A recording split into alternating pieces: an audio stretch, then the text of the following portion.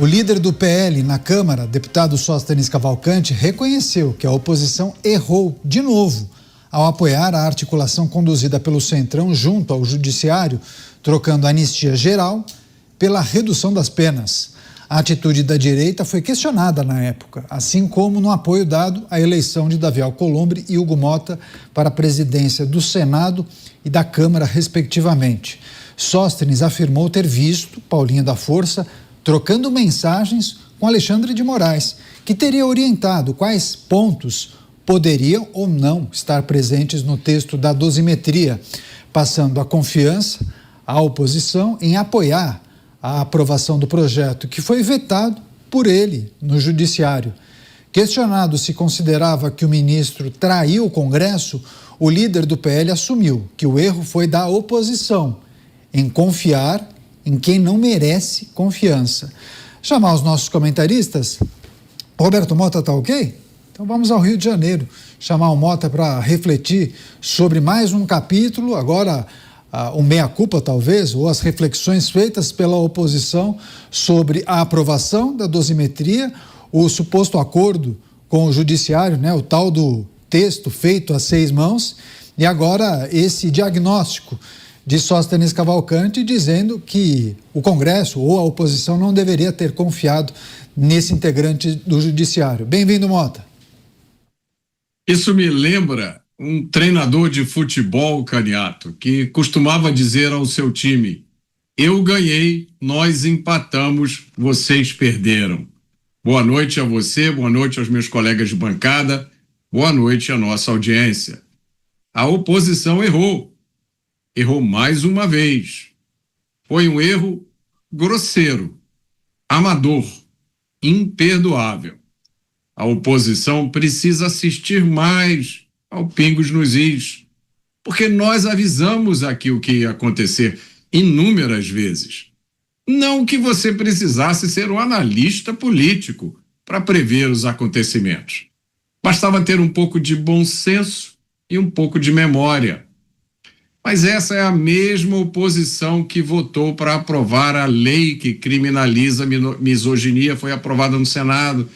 É a mesma oposição que aprovou a lei anti-piada, que foi usada para condenar o humorista Léo Lins. Essa é a oposição do Congresso mais conservador da história.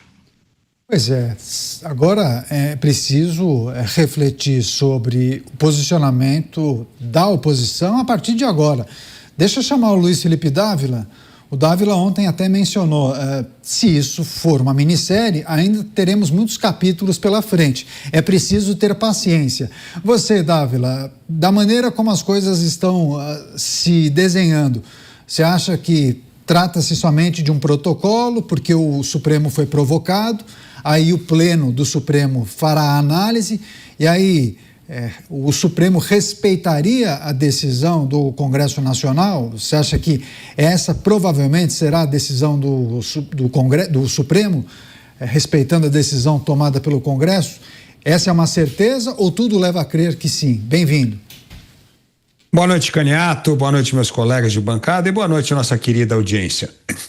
Caniato, precisamos ver o momento político de acordo com a temperatura atual do clima político. O Supremo está sim acuado e o próprio presidente do Supremo, Edson Fachin, reconhece isso, dizendo que o Supremo tem que voltar a tomar conta apenas de questões jurídicas e se distanciar da política. E a decisão monocrática de um ministro para anular uma lei aprovada pelo Congresso Nacional é um tamanho desrespeito ao poder legislativo que fez com que houvesse uma reação imediata de alguns membros da Suprema Corte, inclusive conversando com parlamentares da oposição, com jornalistas, dizendo que essa decisão monocrática vai ser revertida. Agora, é preciso ver se isso acontece na prática. O fato é que, quando uma decisão monocrática é capaz de anular uma lei aprovada pelo Congresso Nacional, pelos 81 senadores e 513 deputados, é uma afronta ao poder legislativo que retrata a arbitrariedade desse ativismo judicial que predomina o Brasil. E o que isso faz, Caniato, é provocar uma reação ainda mais forte do Legislativo. Agora mesmo o Legislativo já começou a vislumbrar passar a PL, uma PEC, aliás, uma PEC para não ter que passar pelo Palácio do Planalto, aprovando a anistia ampla, geral e restrita.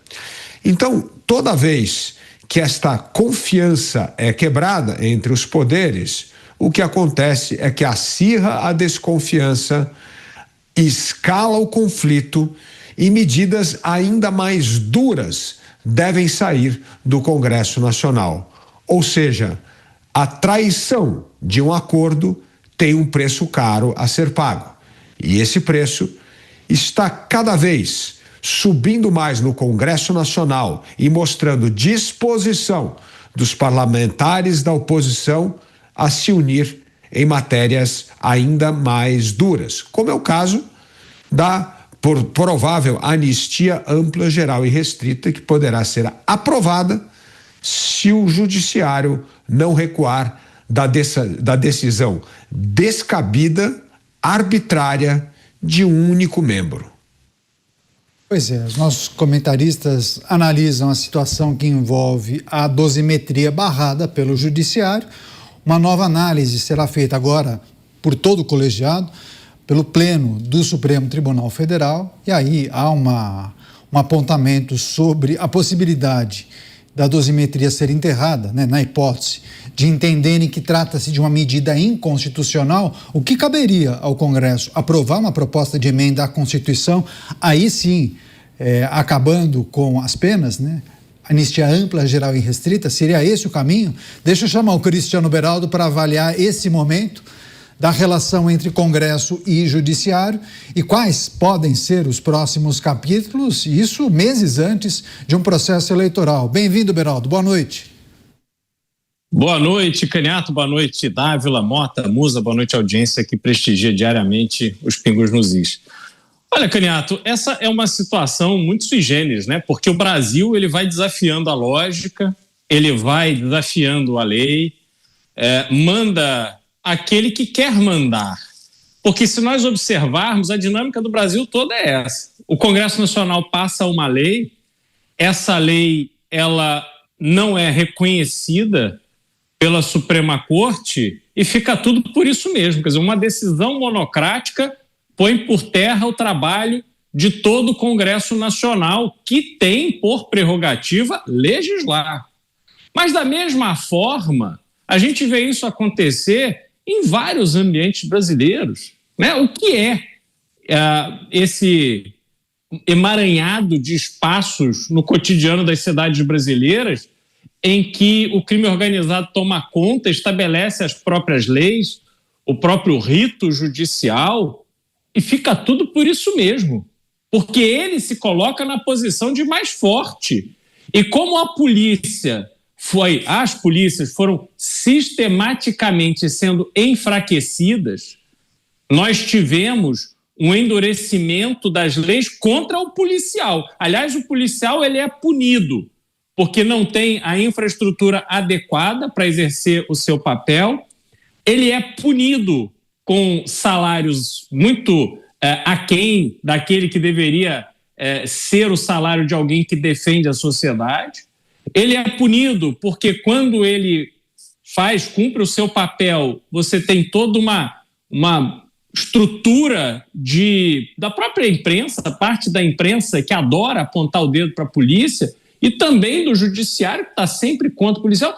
Então isso vai ficando por isso mesmo, né? O Brasil é isso. E no caso da dosimetria, nós estamos assistindo a um episódio absurdo e que a reação, no meu entendimento, é calma demais, é serena demais. Ela é de indignação nas declarações, ela é de indignação nas redes sociais, mas para estabelecer uma linha, um limite, a gente não vê essa mesma disposição. Então, Caniato, esse é um cenário em que tudo é possível e é especialmente possível que aquele que mais manda, aquele que mais ou melhor exerce o seu poder vai prevalecer. E os outros, não importam quantos sejam, ficarão quietinhos, olhando, fingindo que vão fazer alguma coisa e não vão fazer absolutamente nada. Chamar o Bruno Musa para avaliar essa situação e também o diagnóstico de Sóstenes Cavalcante. Musa, seja bem-vindo, ótima noite a você. Sóstenes disse que oposição teria cometido um novo erro quando ele menciona o aceite para a proposta de dosimetria. E aí queria que você refletisse sobre todo o processo de negociação lá atrás ainda, quando defendiam a anistia, depois a sinalização de que a anistia não avançaria, de que isso seria judicializado, que o Supremo iria derrubar, e aí pensaram em um caminho do meio. Até houve a participação de algumas figuras como Michel Temer, Aécio Neves, Paulinho da Força, escolhido relator. Não dá para dizer que Paulinho da Força é uma figura que representa a direita brasileira, ou seja, um grande representante da oposição. Paulinho esteve, por muitas vezes, de mãos dadas, né, com o presidente da República. Você acha que é preciso considerar também as figuras que participaram desse processo de articulação, negociação para aprovar a dosimetria? Bem-vindo.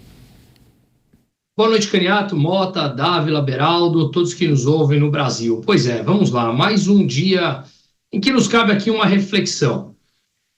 Eu tenho uma grande dificuldade em entender quem seriam esses representantes da direita, conservadores, que lá foram colocados. Como muito bem a gente fala aqui, que poucos conhecem profundamente a filosofia dos valores que devem ser defendidos, econômicos, morais, costumes. Eu não estou fazendo um juízo de valor aqui se cada um deveria conhecer, mas para ser um representante e se auto-intitular da direita, conservadores ou o que quer que seja, tem que conhecer os preceitos defendidos.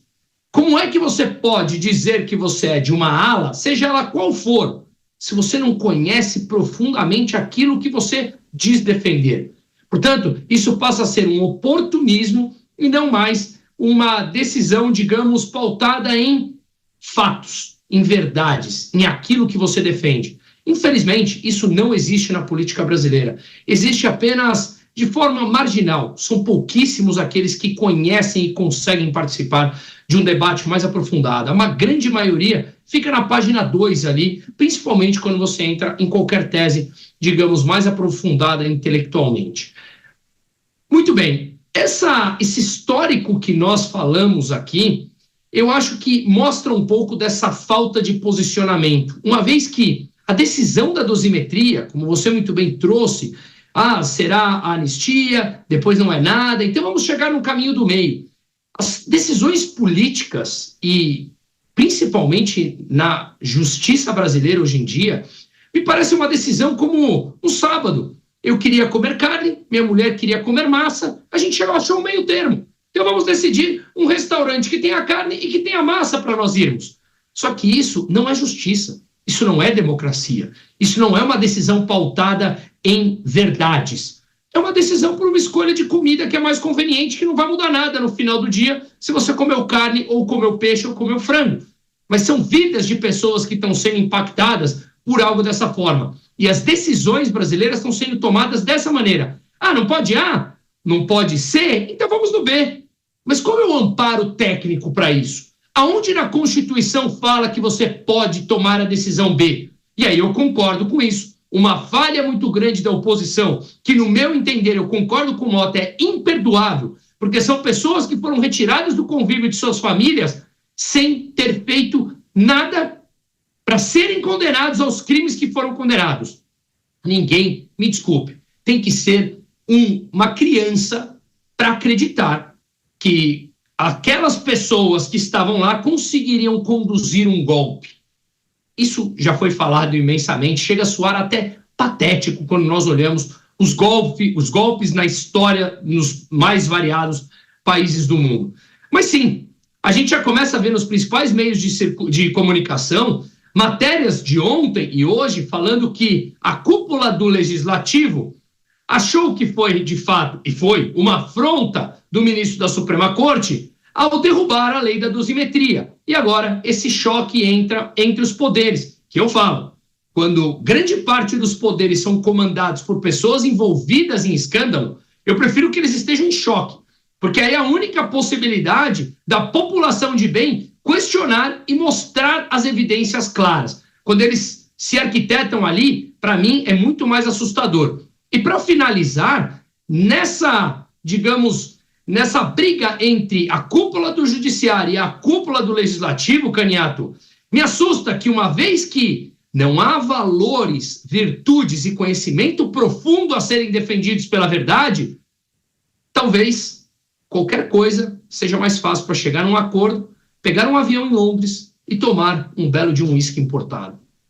Deixa eu passar para o Mota para refletir sobre as ferramentas que hoje em dia a oposição tem para conseguir avançar com as suas demandas.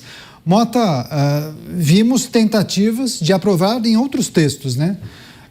Houve o diagnóstico naquela ocasião por parte da oposição que não seria possível ou encerrar processo, avançar com uma anistia ampla, geral e restrita. Em algum momento se depararam com essa proposta e aí provavelmente alguém fez aquela pergunta, é pegar ou largar? E aí pegaram a proposta de dosimetria.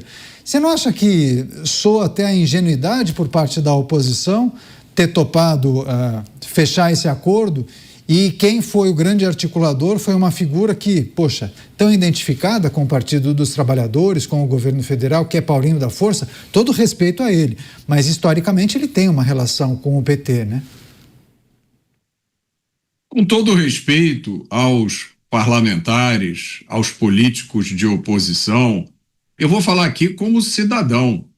Eu achei um absurdo completo, como eu disse várias vezes aqui. Eu acho que poucas vezes o Brasil, os políticos brasileiros, os políticos de oposição, se viram diante de uma situação com tanta clareza moral. Não é possível. A gente está falando do caso de uma mãe de 2 filhos que escreveu com batom em uma estátua e foi condenada a 17 anos de prisão. Não há espaço para titubear, não há espaço para duvidar. Não há espaço para pensar qual era a melhor estratégia. A estratégia é fazer a coisa certa. Eu continuo ainda revoltado com o argumento que eu mais ouvi e que eu continuo ouvindo.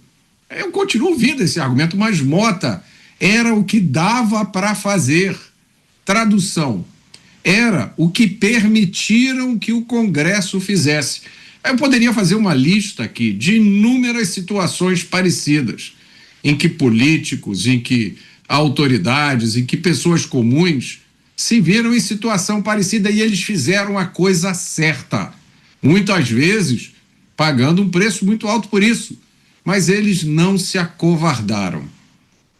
A oposição já deu recentemente várias mostras de que consegue fazer o que é certo.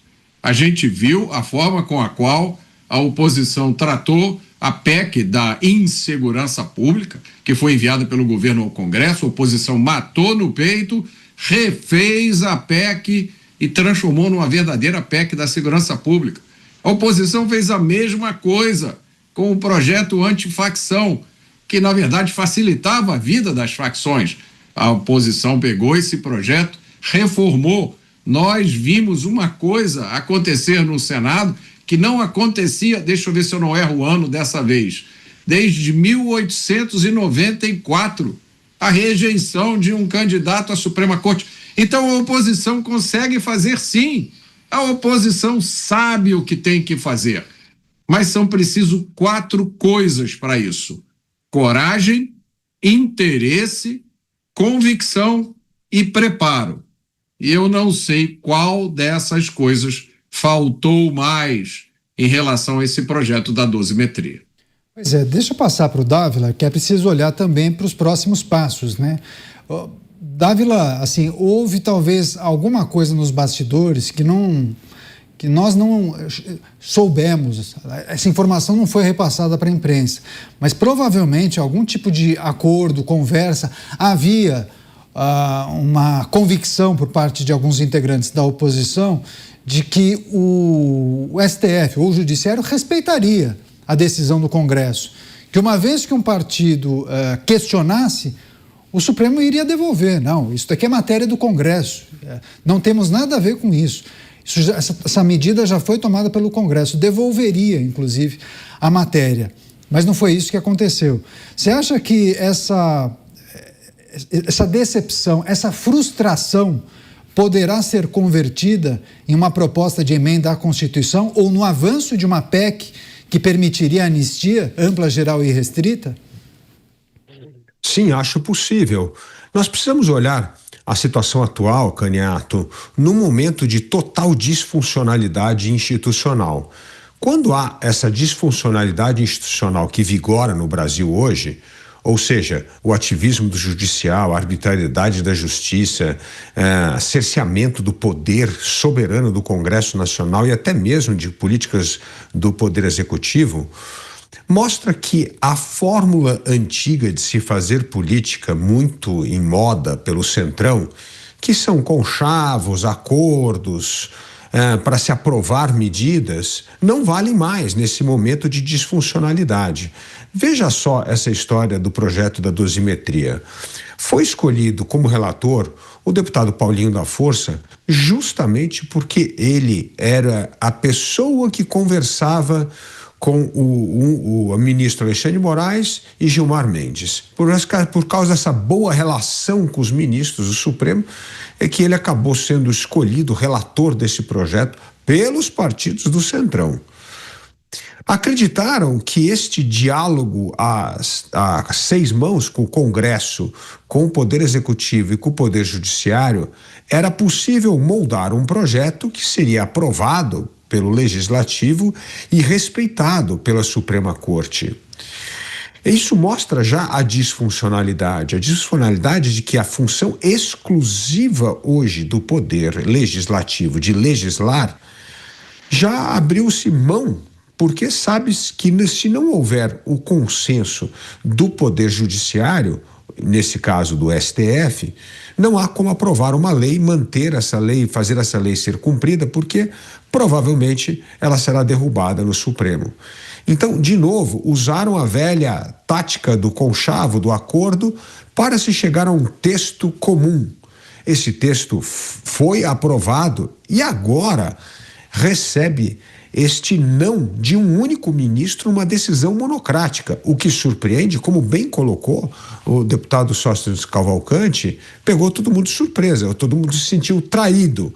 Ou seja, a política do fio de bigode, que sempre funcionou, ou a maioria das vezes funcionou, nesses acordões do Supremo com o Centrão brasileiro, agora foi por água abaixo. E isso quebra a confiança.